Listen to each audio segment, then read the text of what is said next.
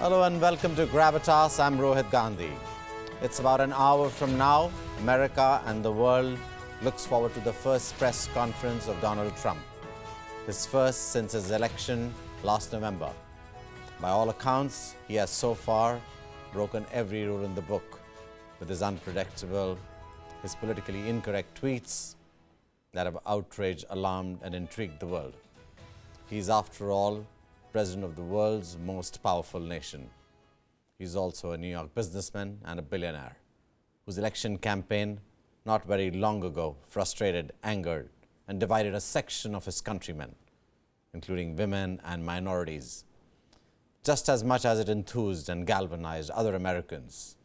Trump's unconventional manners, disdain for the media, and public disparaging of America's intelligence services, including that venerated institution, the Central Intelligence Agency, has raised serious concerns about whether he is the right man for the White House. Contrast that with Barack Obama.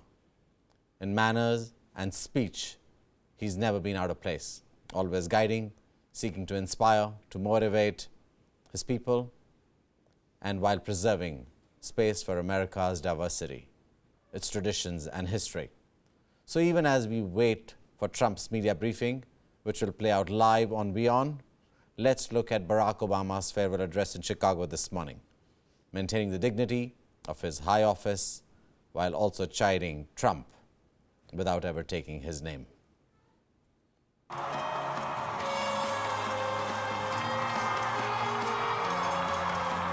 In his final address as president, Barack Obama spent 60 minutes talking about key issues he accomplished during his time in the White House. Obama said, over the last 8 years, he was able to tackle climate change, affordable health care, and combat terror. ISIL will try to kill innocent people, but they cannot defeat America unless we betray our Constitution and our principles in the fight.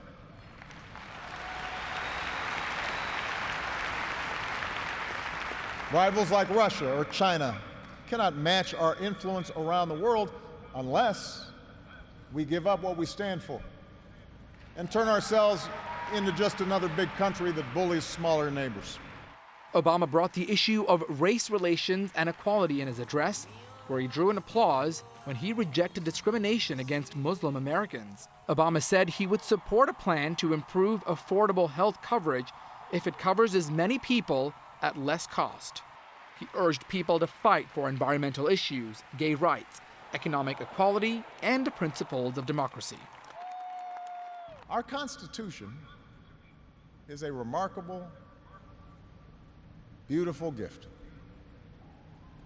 But it's really just a piece of parchment.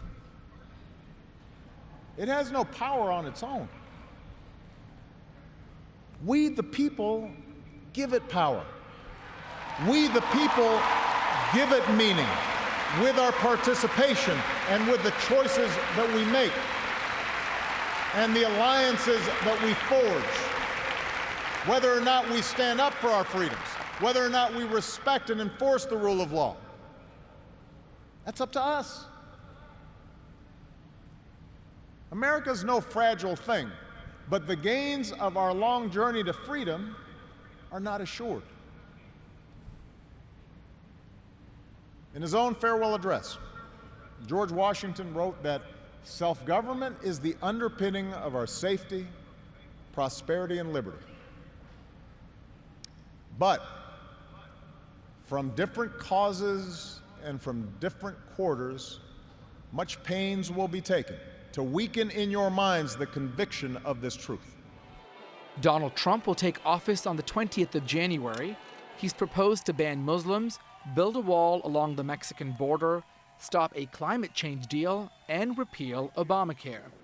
But Obama said he is committed to Trump and that his administration would ensure the smoothest possible transition, just as his predecessor, President George W. Bush, did for him. Obama talked about addressing climate change, a lower unemployment rate, and encouraging people to take office if they're unhappy with elected officials. Voting rates in America are some of the lowest among advanced democracies. We should be making it easier, not harder, to vote.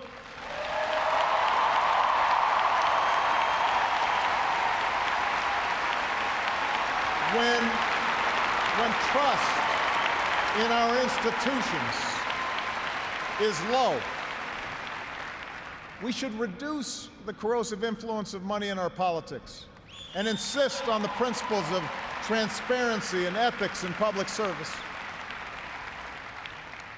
When Congress is dysfunctional, we should draw our congressional districts to encourage politicians to cater to common sense and not rigid extremes.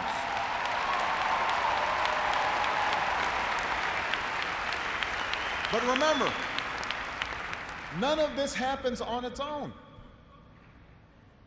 All of this depends on our participation, on each of us accepting the responsibility of citizenship, regardless of which way the pendulum of power happens to be swinging. Obama also thanked his White House staff, his supporters, his kids, and most importantly, Michelle Obama, the First Lady.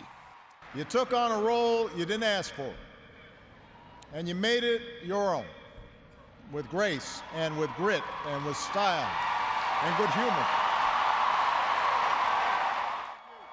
Obama wrapped his farewell speech promising Americans the way he started out, quote, "Yes, we can."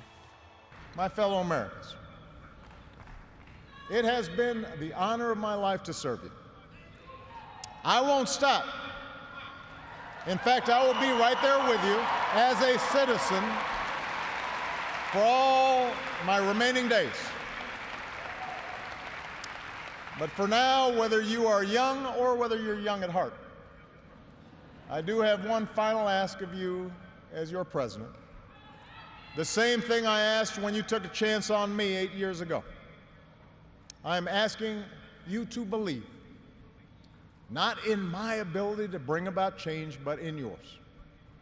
I'm asking you to hold fast to that faith written into our founding documents, that idea whispered by slaves and abolitionists, that spirit sung by immigrants and homesteaders and those who marched for justice, that creed reaffirmed by those who planted flags from foreign battlefields to the surface of the moon. A creed at the core of every American whose story is not yet written. Yes, we can. Yes, we did. Yes, we can. Thank you. God bless you. May God continue to bless the United States of America. Obama's Chicago visit is his last as president and his final flight on Air Force One. Obama plans to stay in Washington, D.C. over the next 2 years, while his younger daughter, Sasha, finishes high school. Reporting, Archit Seshadri, WION. And it wasn't just today that Obama stirred with his words. The outgoing U.S. president has almost made a habit of displaying his oratory credentials to the optimum. Here's a look back at some of his most hard-hitting addresses. Tonight, we gather to affirm the greatness of our nation. Not because of the height of our skyscrapers or the power of our military or the size of our economy. Our pride is based on a very simple premise, summed up in a declaration made over 200 years ago. We hold these truths to be self-evident, that all men are created equal. At various stages in the campaign, some commentators have deemed me either too black or not black enough. We saw racial tensions bubble to the surface during the week before the South Carolina primary. The press has scoured every single exit poll for the latest evidence of racial polarization, not just in terms of white and black, but black and brown as well. I'm really proud of all of you. And what you described.